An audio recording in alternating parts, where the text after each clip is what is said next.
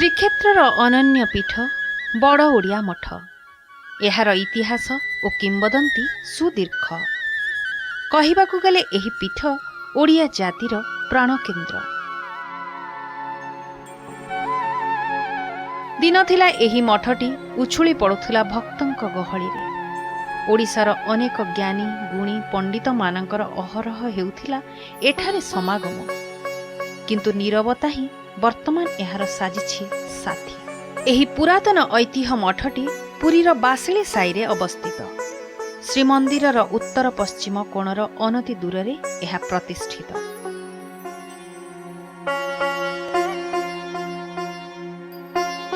मठर प्रवेश द्वार पूजा पाउछंती श्री हनुमान। दक्षिणाभिमुखी एही हनुमान सकल संकट दूर करिबा पई एठारे दंडायमान। किंवदंती कुहे पूर्वे एहा पुरी गजपतिंकर थिला राणी नगर। तेणु दासदासी रहिबा पई एहा निकटरे रहिथिला अनेक कोठरी। वर्तमान एहा गरीब विद्यार्थींक सेवारे नियोजित। 1500 शताब्दी श्री चैतन्य देव आसीथिले ओडिशा। सीए थिले शुद्ध भक्ति आंदोलनर प्रवर्तक। तांकर महान प्रभावरे प्रभावित होइथिले ओडिशार भक्ति आंदोलनर पंच सखागण। अवश्य सेमाने थिले ज्ञान मिश्रा भक्तिर प्रचारक। सेही पंचसखा मध्यरे ओडिया भागवतकार जगन्नाथ दास थिले अन्यतम। सीए थिले अनेक विभूतिर अधिकारी। तांकर महनीय प्रभावरे प्रभावित होइथिले तत्कालीन राजमहिषी गौरी पाट महाराणी। शेषरे ग्रहण करिथिले जगन्नाथ दासंकर शिष्यत्व। वर्तमान बड़ ओडिया मठ थिला सेतेबेले तांकर राणी नगर। श्री जगन्नाथ दास थिले श्री राधांकर अंशावतार। एहा मर्मे मर्मे बुझिथिले पाटराणी। तेणु गुरु दक्षिणा स्वरूप निज राणी हंसपुर को दान करि देइथिले निजर गुरुंकु। सेही दिनठारु श्री जगन्नाथ दासंकर निवास स्थली पालटी थिला एही स्थान। बड़ ओडिया मठ अति बड़ी जगन्नाथ दास से होती अति बड़ी जगन्नाथ दास होती बड़ ओडिया मठर प्रतिष्ठाता एवं से समय ही बड़ ओडिया मठ नाम परिचित होती।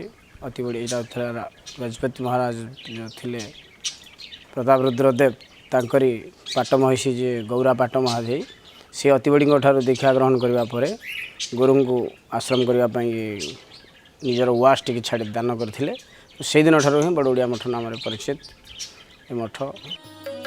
एही स्थानर सुरक्षा पई रहिथिला दुईटी विराट प्राचीर।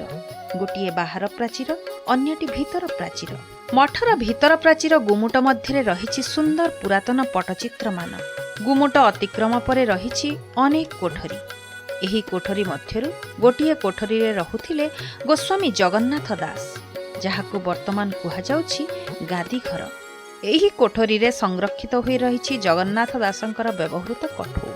कुहा जाए जगन्नाथ दास एहिठारे ओडिया भागवत करिथिले रचना।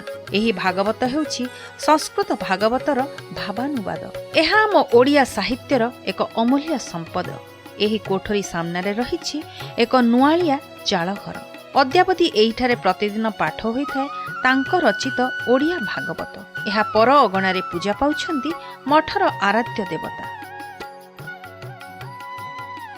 बड़ ओडिया मठ मुख्यतः अति बड़ी जगन्नाथ दास द्वारा ओडिया भागवत रचयिता जो अति बड़ी जगन्नाथ दास से यही जगह ही ओडिया भागवत रचना करते एवं बट गणेश सामने जाई प्रतिदिन अन्य मानक बिना मूल्य समस्त श्रवण करार सुजोग देउथिला बड़ ओडिया मठ तरफ अति बड़ी समय आज पर्यंत भी चली से परंपरा बंची रही। स्वतंत्र भाव में प्रतिदिन से मंदिर भागवत पाठ करा जाउछि। मठरे मध्य पाठ करा जाउछि एवं गौड़ीय संप्रदाय अंतर्भुक्त होते अति बड़ी स्वतंत्र आसन स्वतंत्र मर्यादा रही आज पर्यंत रही चली। जगन्नाथ सेवारे अंगांगी भाव जड़ित बड़ ओडिया मठ। जगन्नाथ रत्न सिंहासन मार्जना करिवार अधिकार पाइछि बड़ ओडिया मठ एवं जगन्नाथ को सर्वांग करिवार अधिकार पाइछि बड़ ओडिया मठ। बिना मूल्य रे गोटे दिन श्री जगन्नाथ मंदिर नीलचक्र पताका बांधिबार अधिकार पाइछि बड़ ओडिया मठ। कनकमुंडई चांदुआ प्रतिवर्ष नूतन भाव करके देवार अधिकार पाइछि बड़ ओडिया मठ वर्तमान सुधा करि चलिछि। मठर सेवित विग्रह श्री रसिक राजंक पई रहिछि एठारे एक सुंदर मंदिर।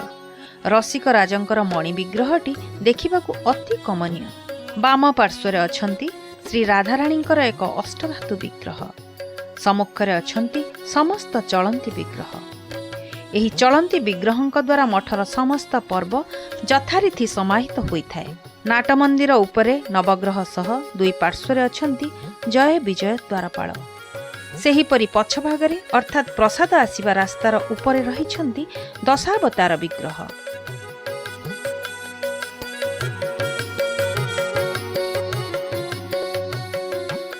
ମନ୍ଦିରର ପାର୍ଶ୍ୱ ଦେବତା ଭାବରେ ବାମନ, ନୃସିଂହ ଓ ବରାହ ପୂଜା ପାଉଛନ୍ତି। ଭିତର ବେଢ଼ା କାନ୍ଥରେ ପୂଜା ପାଉଛନ୍ତି ଶ୍ରୀ ହନୁମାନ। ମନ୍ଦିର ବାମ ଭାଗରେ ରହିଛି ଏକ ଛୋଟ ମନ୍ଦିର। ଏହି ମନ୍ଦିରରେ ପୂଜା ପାଉଛନ୍ତି ଶ୍ରୀ ଜଗନ୍ନାଥ ଦାସଙ୍କର ଏକ ସୁନ୍ଦର ଶିଳା ବିଗ୍ରହ। ବିଗ୍ରହର ଦୁଇ ପାର୍ଶ୍ୱରେ ବିରାଜମାନ କରିଛନ୍ତି ଦୁଇଟି ଛୋଟ ଦାରୁ ବିଗ୍ରହ। ଜଣେ ହେଉଛନ୍ତି ଶ୍ରୀ ଚୈତନ୍ୟ ମହାପ୍ରଭୁଙ୍କର ଷଡ଼ଭୁଜ ରୂପ, ଅନ୍ୟଟି ଜଗନ୍ନାଥ ଦାସଙ୍କର ଅଷ୍ଟଭୁଜ ରୂପ। ଏହା ପାଖରେ ରହିଛି ଝୁଲଣ ମଣ୍ଡପ ଓ ଯଜ୍ଞବେଦୀ। ଏହା ପୁରାତନ ଚାରୁକଳାରେ ପୂର୍ଣ୍ଣ। ନିକଟରେ ରହିଛି ଫୁଲଗୁନ୍ଥା ଘର। ପଛ ପାଖରେ ରହିଛି ଦୋଳବେଦୀ। ଏଠାରେ ରହିଛି ଏକ ଛୋଟ ସ୍ନାନ ମଣ୍ଡପ। ମଠର ପତିତ ପାବନ ଏହି ସ୍ନାନ ମଣ୍ଡପରେ ଆଷାଢ଼ ପୂର୍ଣ୍ଣିମା ଦିନ ହୋଇଥାନ୍ତି ଜଳ ଲାଗି। ଭାଗବତ ପ୍ରଚାର ହେଉଛି ବଡ଼ବଡ଼ିଆ ମଠର ମୁଖ୍ୟ। ଲୋକଙ୍କୁ ସାତ୍ୱିକ ମାର୍ଗ ସହିତ ଆଧ୍ୟାତ୍ମିକ ଚେତନା ବଶୀଭୂତ କରି ଲୋକଙ୍କର ଜୀବନ କଳିଗତ ମନୁଷ୍ୟର ମୁକ୍ତି ନିମିତ୍ତ ପଥ ପ୍ରଦର୍ଶକ ବଡ଼ବଡ଼ିଆ ମଠ ତାର କର୍ତ୍ତବ୍ୟ କରିଚାଲିଛି। ଏବଂ ଅନେକ ବିଦ୍ୟାର୍ଥୀ ବ୍ରାହ୍ମଣ ବିଦ୍ୟାର୍ଥୀମାନେ ରହିବେ ପାଠ ପଢ଼ୁଛନ୍ତି। ସେମାନଙ୍କ ବିଦ୍ୟା ଅଧ୍ୟୟନ ସରିଲା ପରେ ଯାହା କର୍ମସ୍ଥଳକୁ ସେମାନେ ଯାଉଛନ୍ତି। ବଡ଼ବଡ଼ିଆ ମଠର କର୍ତ୍ତବ୍ୟ ଏହା ହିଁ କରିଚାଲିଛି। ଶ୍ରୀ ଜଗନ୍ନାଥ ମନ୍ଦିର ସହିତ ଏହି ମଠର ସମ୍ପର୍କ ବହୁ ପୁରାତନ। ମହାପ୍ରଭୁଙ୍କ ଅନେକ ସେବାରେ ଏହି ମଠରେ ରହିଛି ଅଗ୍ରାଧିକାର। ରତ୍ନ ସିଂହାସନ ମାର୍ଜନା, କନକମୁଣ୍ଡି ନିର୍ମାଣ, ବର୍ଷରେ ଗୋଟିଏ ଦିନ ନୀଳଚକ୍ରରେ ଧ୍ୱଜା ବନ୍ଧନ, ଗୁପ୍ତ ସେବାରେ ଫୁଲୁରି ତେଲ, ଏହା ସହ ମଠ ତରଫରୁ ଅନେକ ସମୟରେ ପଙ୍କ୍ତି ଭୋଗ ଆୟୋଜନ, କାର୍ତ୍ତିକ ମାସର ବାଳ ଭୋଗରେ କୀର୍ତ୍ତନ ଇତ୍ୟାଦି ଅନେକ ସେବା ଅର୍ପଣ ହୋଇଥାଏ।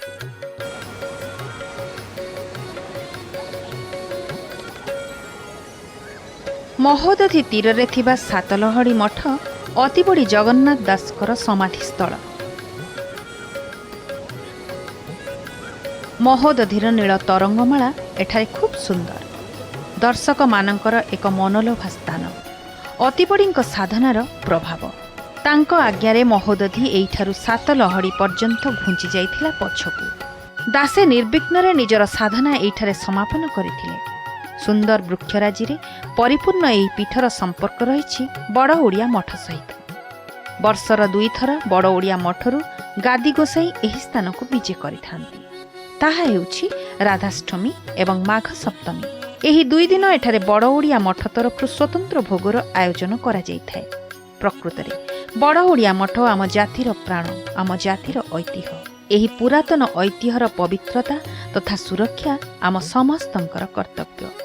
ଆମ ପରପିଢ଼ି ପାଇଁ ଏହା ଏକ ଅମୂଲ୍ୟ ସମ୍ପଦ।